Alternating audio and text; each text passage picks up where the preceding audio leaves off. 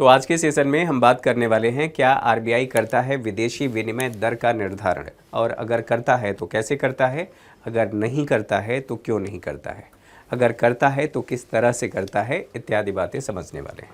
तो चलिए यहाँ पर देखिए, determination of foreign exchange rate 3 तरह का होता है। अब इसको समझने के लिए हमें इस बात को समझना ज़रूरी है कि मान लीजिए हमारे देश में डॉलर की डिमांड अधिक है। क्या है? डिमांड अधिक है, स्वाभाविक सी बात है, और हमारे देश में डॉलर की सप्लाई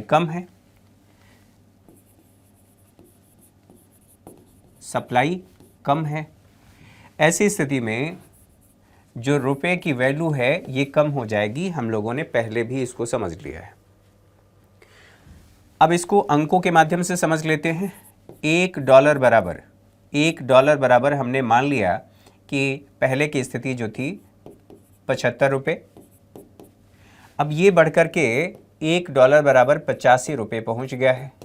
यानी कि भारतीय रुपये का मूल्य लगातार घट रहा है और डॉलर की वैल्यू लगातार बढ़ रही है। ऐसी स्थिति में अगर इसे न रोका जाए तो ये कहाँ पर हो सकता है कि ये 90 पहुँच जाए, हो सकता है कि ये 100 पहुँच जाए। इसे रोकना ज़रूरी है क्योंकि इसका दुष्प्रभाव भारत पर देखने को मिलेगा, भारत के निर्यात पर, आयात पर, उत्पादन पर, इत्यादि चीज़ों पर देखने को मिलेगा। अब क्या होगा वो किसी दूसरे क्लास में चर्चा करेंगे। फिलहाल के लिए हमें समझना ये है कि अगर ये ऐसे ही चलता रहा तो इसको कंट्रोल करने का, या $1 बराबर कितने रुपए होगा, ये कैसे कंट्रोल किया जाएगा और कौन निर्धारित करेगा। तो इससे संबंधित 3 सिद्धांत हैं। 3 सिद्धांत कौन कौन से हैं? एक को कहते हैं स्थिर विनिमय दर प्रणाली, जिसे इंग्लिश में कहते हैं स्टेबल एक्सचेंज रेट सिस्टम। इसका मतलब ये है कि या तो केंद्रीय संस्था कह लीजिए, या सरकार कह लीजिए, या वहाँ का केंद्रीय बैंक। कौन? केंद्रीय बैंक। तो भारत के संदर्भ में बात कर लें तो आप इसको कहेंगे गवर्नमेंट या आरबीआई। यदि इसका निर्धारण करे कि $1 बराबर कितने रुपए होगा, अगर निर्धारण करे कि $1 बराबर कितने रुपए होगा, तो हम कहेंगे यह स्टेबल एक्सचेंज रेट सिस्टम है, यानी कि स्थिर विनिमय दर प्रणाली है। दूसरी बात, फ्लोटिंग एक्सचेंज रेट सिस्टम। इसका मतलब क्या है? फ्लोटिंग आप समझ रहे हैं ना, नाव जब पानी में चलती है और जब लहरें होती हैं तो वो, है ना, और कई बार कमेंट के लहजे में भी कह दिया जा रहा है कि बहुत तुम गोते लगा रहे हो। अब गोते कहाँ लगा रहे हो वो आप समझते रहिए।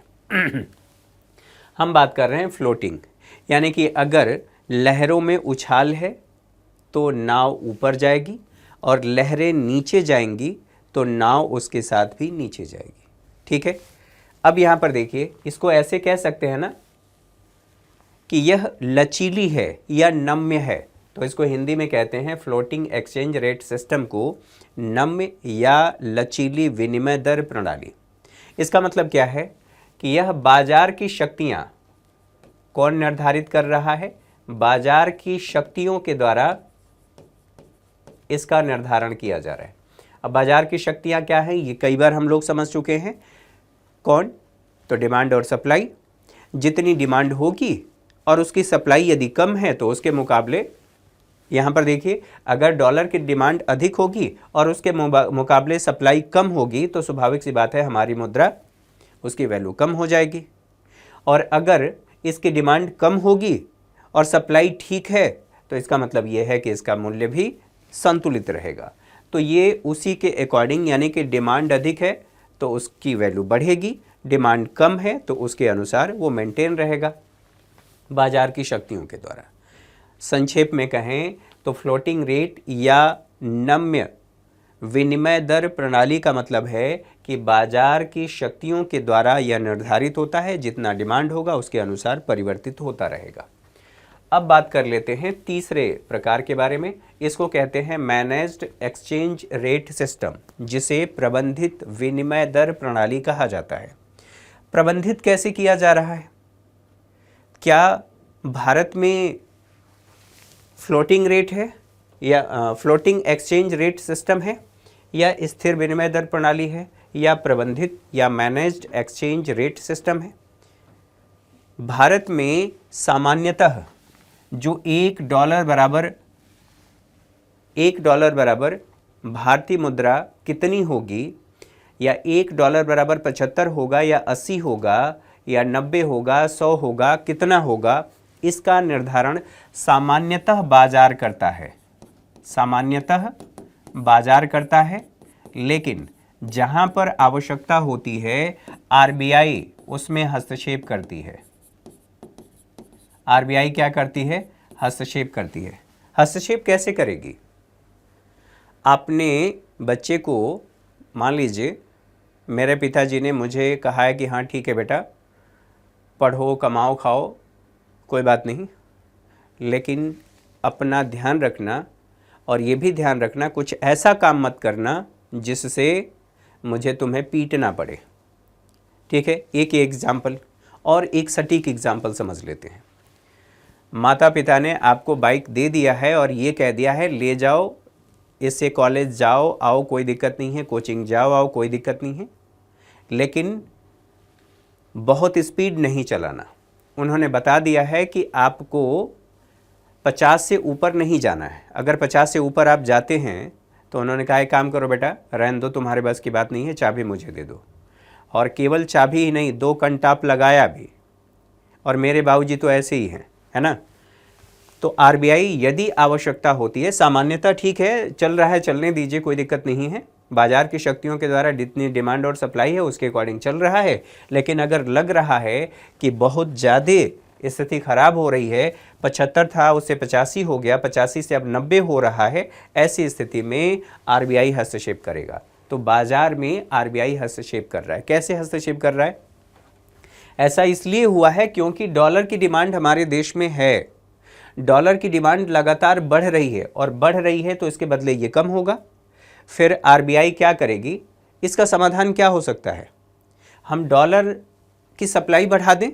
तो सप्लाई बढ़ाने का तरीका ये हो सकता है क्या कि आरबीआई किसी विदेशी निवेशक को जाए और हाथ पकड़ के ले, चलो भारत में निवेश करो? ऐसा तो नहीं हो सकता। या भारतीयों को आरबीआई थप्पड़ लगा करके भेजेगी कि तुम जाओ सऊदी अरब में काम करना और वहाँ से डॉलर भेजना या विदेशी मुद्रा भेजना? ऐसा तो नहीं हो सकता।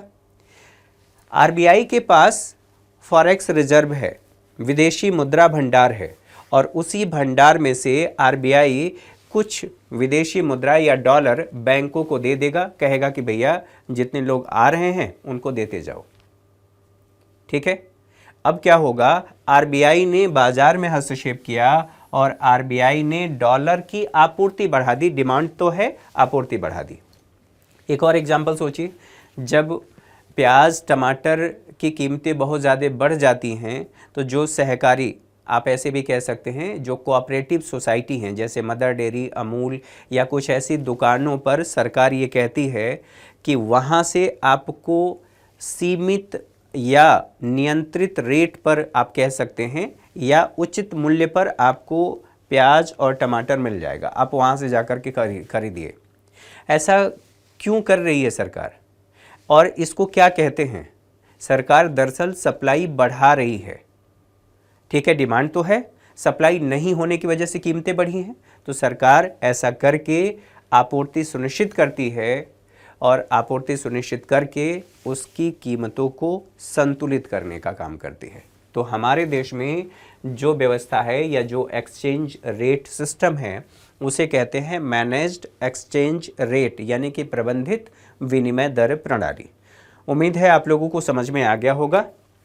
अगर ये बात समझ में आ गई है तो कमेंट करके ज़रूर बताएं।